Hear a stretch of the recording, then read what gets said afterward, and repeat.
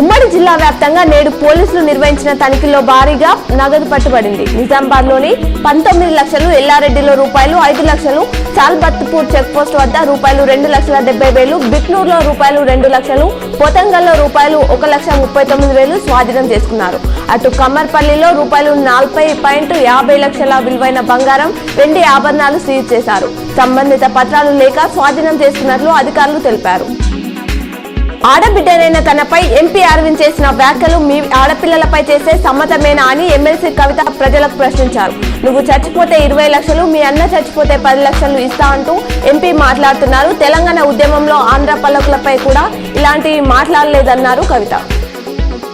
నేడు బుధవారం రాష్ట్రంలో ఏఐసీసీ అగ్రనేత రాహుల్ గాంధీ పర్యటించనున్నారు. నేడు ములుగులో రాహుల్ గాంధీ పర్యటించనున్నారు.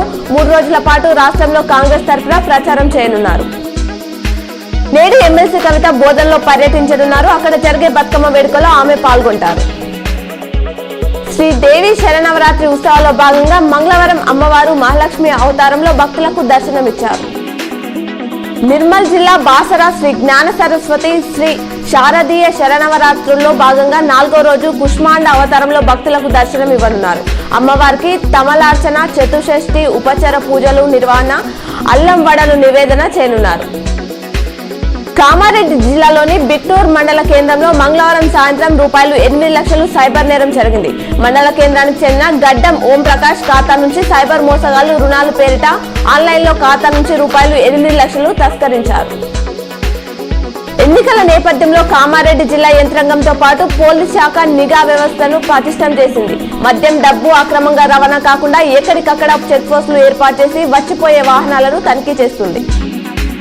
ఎలక్షన్ కోడ్ నేపథ్యంలో హైదరాబాద్ లో పోలీసులు విస్తృత తనిఖీలు కొనసాగుతున్నాయి. తాజాగా చందానగర్ లో తనిఖీ చేయగా భారీగా బంగారం, వెండి ఆభరణాలు పట్టుబడ్డాయి. సుమారు 29 కేజీల బంగారం, 26 కేజీల వెండిని మాదాపూర్ సాట్ పోలీసులు సీజ్ చేశారు.